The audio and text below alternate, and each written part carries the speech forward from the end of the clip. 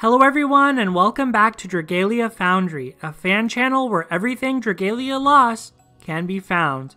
Today I'll be giving my review of the free adventurer, dragon, and wyrmprint obtained from the ongoing Loyalties Requiem raid event. If you haven't already picked up Celliera, Pel, and Paladin Defender from the current raid, this weekend is your last big chance to do so. If you want to squad up, head on over to the Discord to meet other players. The link is in the description below. Before diving into today's video, I also want to say thanks for all of the positive feedback on my story character guide, and thanks for helping me hit a new channel milestone, 500 subscribers. Thank you to everyone for making this possible, and to everyone new to my videos, welcome. I will continue to work on high quality, in-depth content for everyone watching. Please stay tuned. Now let's get into the topic at hand. First, I am going to review the wyrmprint Paladin Defender, then the Flame Dragon Pel, and finally, Celliera, for whom I'll also suggest a few different builds. But let me start by getting one thing out of the way. Most data available for Dragalia Lost so far show wyrmprint, dragon, and adventurer stats either at their minimum or maximum values. However, the issue with this is that for wyrmprints and dragons, many players can't yet reach those maximums, since doing so requires sacrificing 4 extra copies for unbinding in order to fully raise the level cap. So for the purposes of this video, I estimated HP and strength stats at intermediate levels as well, assuming a linear growth rate. This allows me to compare things like whether it's better to use a single copy of a gacha dragon versus a fully unbound free dragon, which max stats alone couldn't tell us. With that said, let's talk about Paladin Defender. Paladin Defender is a 4-star wyrmprint with artwork starring Elisanne and Sibella, earned after hitting certain emblem milestones and during blazon summoning in the ongoing raid. I've shown Paladin Defender's stats on screen at various levels of investment, with its max HP being 122 and its max strength being 33. One thing that makes Paladin Defender unique among all current wyrmprints is that it actually has 3 abilities, not just 1 or 2. Skill Prep and Burn Res are abilities seen elsewhere, but one of Paladin Defender's abilities is very specific. Fraganoth's Bane, which increases damage dealt to the Loyalties Requiem raid boss. The ability is basically a blank except during the current raid or possible reruns of the current raid in the future. It's possible to obtain many copies of Paladin Defender through the raid, certainly enough to fully unbind it. I'm currently sitting at 9 copies, with 4 coming from blazon summons and 5 from emblem milestones. Given you get so many copies for free, you may be wondering what to do with them. Let me start with the current context of the raid. I suggest equipping 1 Paladin Defender wyrmprint to each unit on your raid team, primarily for its damage boost to the raid boss, then using extras past the first 4 to fully unbind the copy equipped to your strongest player-controlled unit.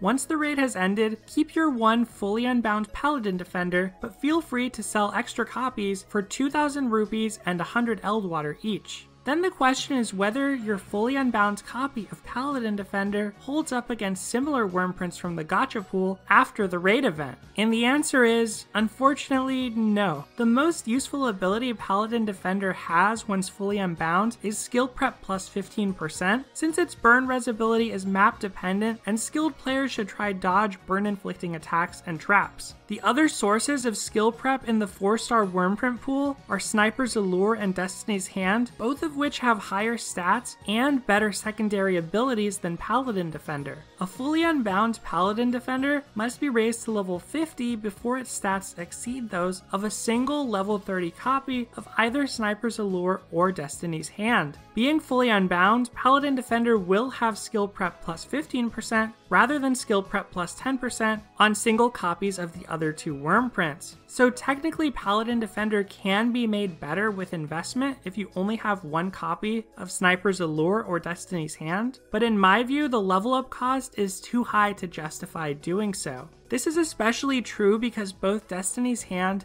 and Sniper's Allure have useful secondary abilities, namely Recovery Potency Up and Broken Punisher respectively. If you really want skill prep, Destiny's Hand is better for healers, and Sniper's Allure is better otherwise. Ask yourself whether it's worth trading a 5 percentage point boost in skill prep for a useful secondary ability like more recovery or more damage to broken foes, and I think the answer will generally be no. So Paladin Defender's free-to-play stats ultimately hold it back. Since you'll likely level up and unbind at least one copy from the raid, it doesn't hurt to use to round out teams for now, but as your collection of gacha wyrmprints grows, Paladin Defender will eventually be outclassed.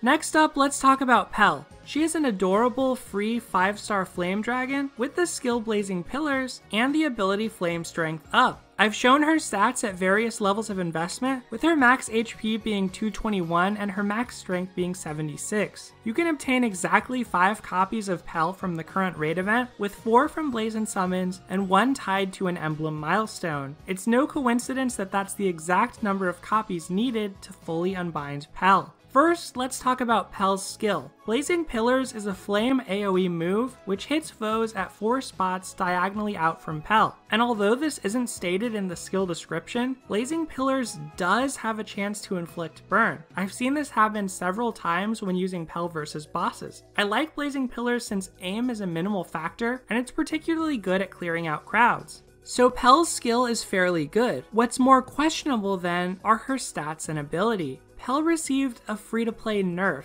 just like Paladin Defender when it comes to stats. She is nowhere near as strong as the 5-star gacha flame dragon, Agni, but she does have better stats than the 4-star free-to-play dragon, Brunhilde, and all of the 3-star flame dragons. Her ability to boost the strength of flame adventurers by 20 or 30% is most similar to the ability of Ifrit, the 4-star gacha flame dragon, and ultimately, Ifrit is Pel's closest competitor. The math works out like this. Pel can outperform an Ifrit who has been unbound once, twice, or 0 times, but not one that has been unbound 3 times or is fully unbound. So if you've pulled 3 or fewer copies of Ifrit, your Pel is technically a better choice. But there is a catch to this. Pel can only be made better than Ifrit if you actually got all 5 copies of Pel from the current raid. Any less than that, and I would say not to even bother. The reasons for this are twofold. For one, Pel needs to be fully unbound to provide a plus 30% strength boost to flame adventurers, which Ifrit does naturally at base. Otherwise, Pel will provide an inferior plus 20% boost. Second, Pel needs to be leveled up much higher than Ifrit to really outperform him. If you can't unbind Pel to upgrade her skill and ability, as well as raise her max level, she's not going to surpass him. Having said that, if you're rounding out a full flame team, then Pel is by no means a bad secondary choice, even if she hasn't been fully unbound, and is an upgrade over Brunhilde. Just remember that once you pull 4 or 5 copies of Ifrit, no amount of investment in Pel will let her catch up. At least in terms of gameplay, because when it comes to the cutest dragons, Pel is top tier. Alright, last but not least we come to Celliera. Celliera is an attack roll, water element blade user. She is obtained as a temporary character during the raid, and she joins your roster permanently if you raise her friendship to its maximum level by including her on your team in quests. So you're probably thinking, here we go again, another free unit with nerfed stats, right? And yeah, sadly that's true. Celliera's total max stats are the lowest of any 4-star in the game, except for the protagonist Yuden. To add insult to injury, Celliera's stat total even falls below several 3-star units. Both of her stats are at least better than those of Geroda, a 3-star who's the only other water blade attacker, but both of her stats are also worse than those of Orsum, the other 4-star water attacker who's a dagger unit. But here's the thing, the silver lining. Celliera's saving grace, if you will. Celliera's stats are min-maxed heavily. She narrowly misses the bottom 10 when it comes to worst HP in the game, but she also almost cracks the top 10 when it comes to highest strength. Having great strength is way more important than having terrible HP for an attacker like Celliera, even if it would be nice to be good in both categories, like Orsum is. Despite that, in the hands of a skilled player, dodging and invincibility frames will mitigate damage taken anyway. And speaking of iframes, let's go over Celliera's skills and abilities. Her first skill, Ardent Stream, unleashes a 4-hit flurry of water strikes directly ahead of her, with the last blow slightly delayed. It can be upgraded twice in Celliera's mana circle to increase its damage output. Certainly not a bad move, but its use with Celliera's second skill is where things get interesting. Celliera's second skill, Winter's Blade, provides a 10-second self buff. It increases her strength by 20 or 25% once upgraded, and it allows her Ardent Stream skill to inflict freeze. Just to clarify, note that although the skill description says Ardent Stream will inflict freeze without fail, this just means 100% base chance, before subtracting the enemy resistance to freeze.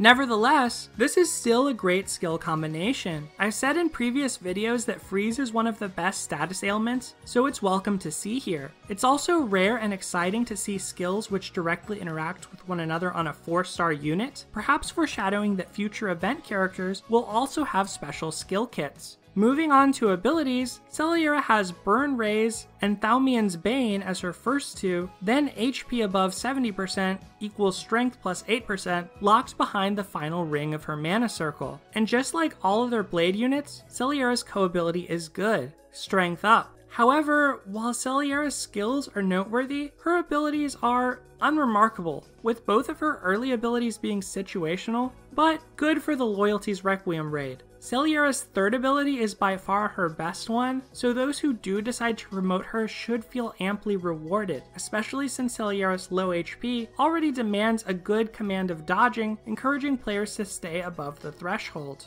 As a final point before I move into builds, allow me to also comment on how it feels to play Celliera, since she's been my go-to throughout the raid. There is a certain tension to playing Celliera, and lots of moment-to-moment decision-making on the part of the player. This is due primarily to the fact that her Ardent Stream skill fully charges more quickly than Winter's Blade. Sometimes it's more important to unleash Ardent Stream immediately and begin charging its skill gauge anew, while other times you'd rather wait until Winter's Blade is used first to inflict freeze. There have even been many times when I've used Winter's Blade solely for its invincibility frames, especially against the raid boss's more devastating attacks. The other source of tension in Celliera's play relates more to spacing, dodging, and her low HP. The 4-strike for blade weapons provides a lot of mobility, and to a lesser extent so does the basic attack combo, which includes a retreating slash. Learning how to bob and weave with Celliera can be exhilarating, and her min-max stats only add to the thrill. Okay, to wrap things up, let's look at 3 builds for Celliera at 3 different levels of investment. My low investment pick for Celliera is designed to face the current raid. As with all characters, I suggest unlocking a minimum of 21 mana nodes, with the 21st node specifically being the final chapter in that character's story, since viewing those chapters grants Wyrmprint and an epithet. Besides that though, Celliera's side story contains something downright amazing. If you haven't seen it yet, do not wait, and weigh in with a comment telling me what you think. Anyway, back to the build.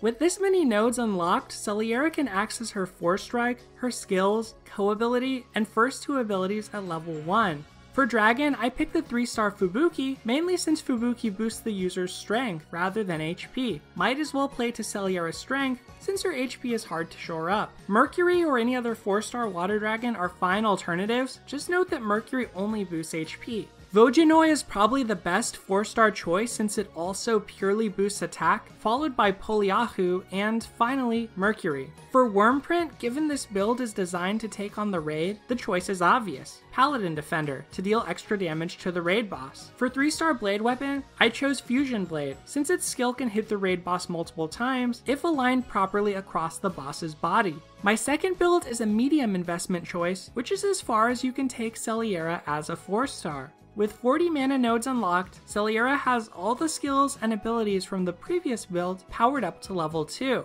For 4-star weapon, I suggest Masamura's Pride over Iron Blade to capitalize on Celliera's offensive stats with another attack skill rather than a defensive buff. Among all water dragons up to 4-star rarity, as I said before, I think Vojanoi is the best, most aggressive pick. When it comes to 4-star Wyrmprint, the usual aggro suspects are all good on Celliera. Flower in the Fray, One with the Shadows, and Sniper's Allure. You can choose whichever of these you have at the highest level or have the most copies copies of, or simply stick to Paladin Defender as long as you're still doing the raid. I lean toward one with the shadows, but this mostly comes down to personal preference. Finally, a high investment build for those of you who decide to promote Celliera and go all in. With her entire mana circle completed, Celliera's Ardent Stream bumps up to level 3, she gains the ability to have 8% more strength when her HP is above 70%, and her co-ability goes from increasing team strength by 3% to doing so by 7%. Leviathan is the best 5-star water dragon for Celliera, furthering her strength and allowing her to inflict Bog once transformed. For 5-star wyrmprint, I double down on the 70% HP thresholds with one of the game's most powerful offensive options, Levin's Champion, which turns its user into a critical hit monster. Finally, the 5-star water blade, Mar Oasis, synergizes nicely as well. Its healing skill allows Celliera to return to her sweet spot whenever her HP dips below 70%. And those are all of the builds I have for Celliera. Let me close by saying this. Celliera epitomizes the term glass cannon. She can die quickly, and on maps with storms of enemies, you may be surprised by how much damage random mobs rack up on her, something you'd notice less during the raid. Because she is squishy and her skills interact sequentially, Celliera will also suffer when controlled by the AI. She's the type of unit that demands an attentive and experienced player to use to her fullest, so if you find yourself failing with her, try hone your movement and skill timing. Any teammates for Celliera can work, but consider Orsum and Lily for a water team if you really want to freeze your foes. In co-op, you can sometimes even freeze lock with repeated skill use.